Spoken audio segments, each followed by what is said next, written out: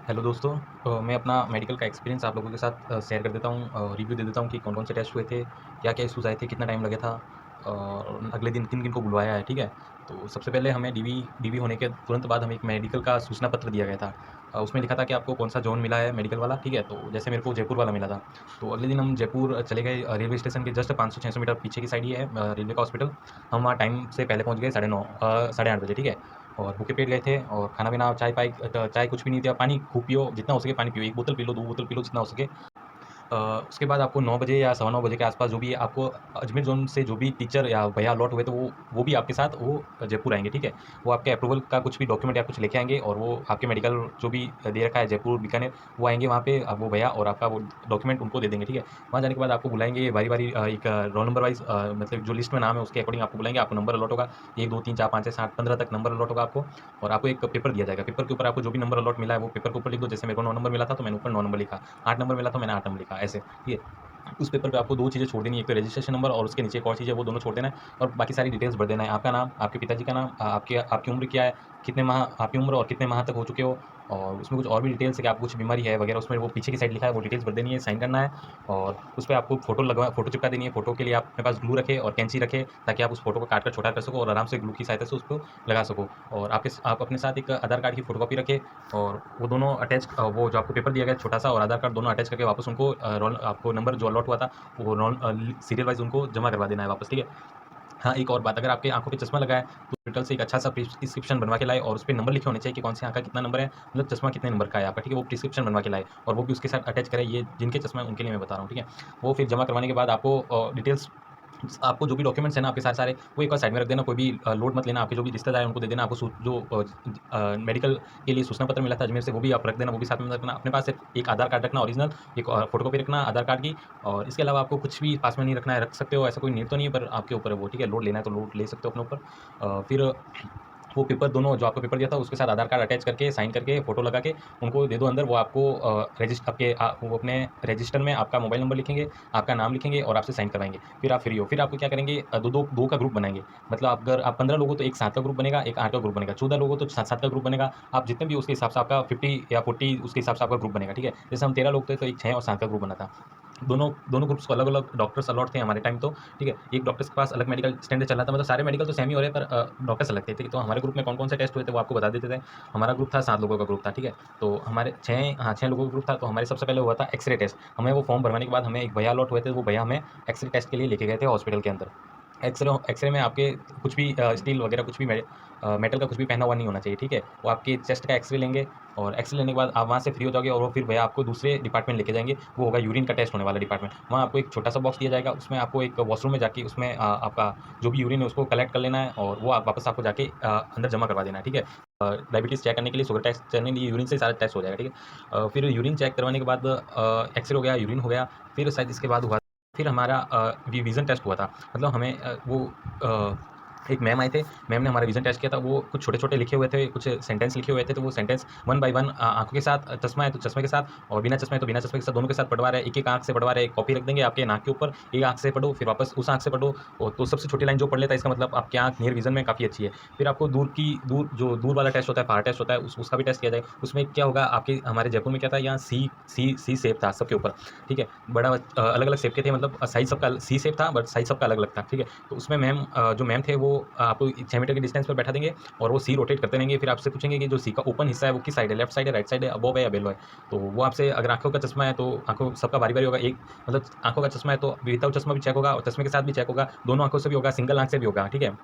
तो वो टेस्ट होने के बाद आपका वो डिटेल्स मैम लिख देगी तो आपको पूछना वो मैम रोटेट करती रहेगी सी को हर बार ओपन किस साइड हो जाता है 90 डिग्री करने पर वो ऊपर है, फिर वापस 90 डिग्री करने पर वो राइट हो जाता है, 180 करने पर वो बेलो हो जाता है। तो वो बताते रहना है आपको कौन सी फटाफट बताते रहना है, ठीक है? एक वो टेस्ट हो जाएगा आपका फार दृष्टि वाला और एक्स-रे हो चुका है, यूरिन हो चुका है, आपसे एक बुक पढ़वाएँगे नियर विज़न वाला वो भी हो चुका है और फार टेस्ट भी हो चुका है। इसके बाद आपका होगा ईसीआर टेस्ट। आपको मैम वो एक छोटी-सी बुक होगी, मैम आपसे अंगुली रख-रख के वो पढ़वाएगी कौन-कौन से नंबर है, वो पढ़ो जल्दी से 18, 25, 26 वो ईसीआर टेस्ट में हो जाएगा। मतलब कई सारे डॉट्स होते हैं अलग-अलग, उसमें नंबर लिखे होते हैं, तो नंबर आपको आइडेंटिफ़ाई करना है, ठीक है? ये ईसीआर टेस्ट होता है और उसके साथ-साथ ही एक उसमें आपको पथ दिया होगा, ठीक है? उस पथ को आपको एक पेन या कुछ भी दे देंगे, उसको पथ पे चलाना है आपको कि कौन-सा पथ आर-पार हो रहा है, मतलब वो ये भी टेस्ट हो जाता है।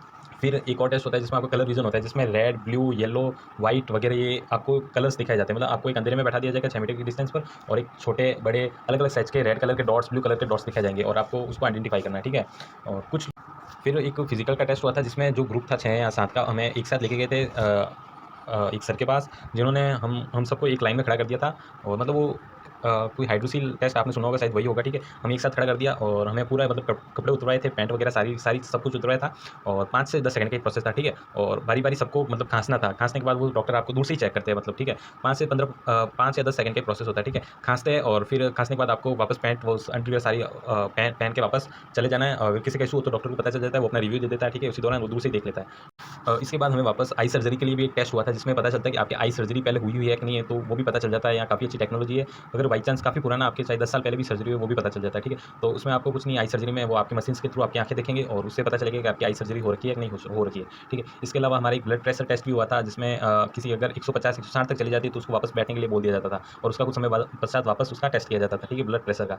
और एक चीज़ ये भी थी, एक और फिजिकल टेस्ट हुआ था, जिसमें हमें पूरे अंडरवियर पहन के रखना था और बाकी सारे कपड़े उतार दिया जाता था और वो मैडम हमसे एक्सरसाइज करवाती थी अलग-अलग। मतलब हमें बैठा दिया जाता था, जंप करवाया जाता था, पीछे मुड़ना, आगे मुड़ना, हाथों को टच करना, पुशअप्स लगाना, मतलब ये अलग-अलग अंडरवियर में थे हम सब के सब और अलग-अलग टेस्ट करवाए जा मतलब ये एक्सरसाइज करवाई जाती थी। ये आपकी स्ट्रेंथ चेक करने के लिए टेस्ट करवाए जाते हैं, ठीक है? इसी दौरान वो आपके सारे नोट भी करती है कि आपके पैर कैसे हैं, आपके जो एल्बो मतलब आपके जो घुटने हैं वो टच होते हैं कि नहीं होते आपस में, वो उसी दौरान मैम चेक कर लेती है टेस्ट के दौरान, ठीक है?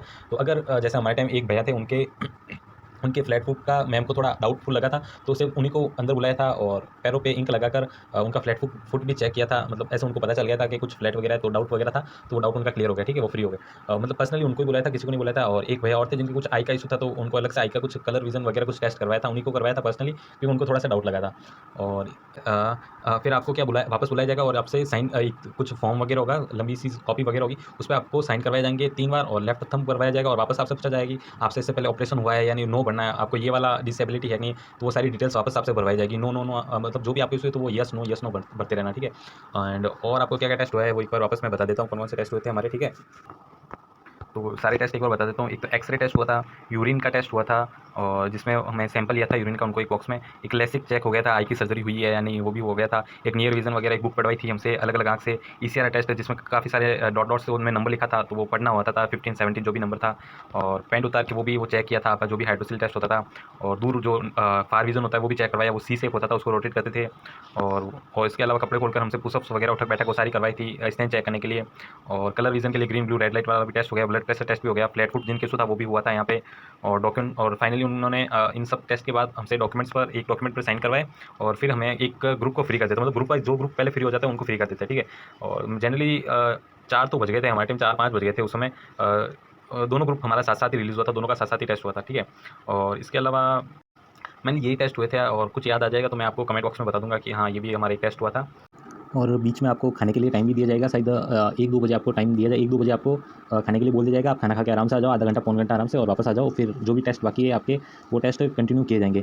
हाँ, अजमेर या बीकानेर उनमें अलग-अलग हो सकता है टाइम, जो भी है उनका टेस्ट वगैरह, क्योंकि यहाँ जयपुर में पेशेंट्स का भी थे, काफ़ी सारे थे, तो उनको भी चेक किया जाता था, फिर हमारा भी होता था, तो इसके कारण हमारा टाइम भी लग गया था। तो सब हॉस्पिटल में अलग-अलग केस होगा और शायद टेस्ट भी अलग-अलग हो सकते हैं। कुछ केसेज़ में हमारे जयपुर में जो टेस्ट थे, वो मैंने आपको बता दिए है और सारे स्टाफ अच्छा था, टीचर्स अच्छे थे और मैम भी अच्छे थे, ठीक है? बिहेव उनका थोड़ा ठीक-ठाक ही था, अच्छा था एंड कुछ इशू हो तो उनको अगले दिन वापस बुलाया जा सकता है। जनरली सबको पास कर दिया जाता है, मतलब जिनका क्रिटिकल होता है, कुछ इशूज़ होता है, जो कुछ बनवा के नहीं लेके आते हैं सेफ्टी के लिए, प्रिस्क्रिप्शन वगैरह, तो उनको अगले दिन वापस बुला दिया जाता है, ठीक है? बाकी ऐसा कुछ और इसके अलावा यहाँ ज़रूरी नहीं है कि हमसे पहले भी यही टेस्ट हो और इसके बाद भी यही टेस्ट हुआ हो और टीचर्स भी सेम अलॉट हो, आपको जो भी डॉक्टर्स अलॉट हुए वो सेम ही अलॉट हो, अलग-अलग भी हो सकते हैं, टेस्ट भी कुछ अलग हो सकते हैं, कुछ ना भी हो, कुछ एक्स्ट्रा हो जाए, क्या पता? तो सब प्रिपेयर करके जाना, ठीक है? ये मैंने अपना रिव्यू दिया है, मेरे साथ जो भी हुआ था, टेस्ट हुए थे, वो मैंने अपना एक्सपीरियंस आप लोगों के साथ शेयर कर दिया है एंड कुछ डाउट हो तो कमेंट बॉक्स में लिख दीजिए, मेरे को जो भी आइडिया होगा मैं आपको शायद कुछ बता दूँगा और कुछ दूसरे जिनको पता होगा, पहले इधर-उधर से पता किया होगा, तो वो भी शायद बता देंगे आपको and be confident and positive ही रहना, घबराना मत। कुछ अगले दिन बोल भी दे दे तो अगले दिन आ भी जाना, कुछ नहीं है, कल टेस्ट करके दे देना वापस जो भी आपको टेस्ट बाकी रह गया है एंड ठीक है, ऑल द बेस्ट आप सभी को।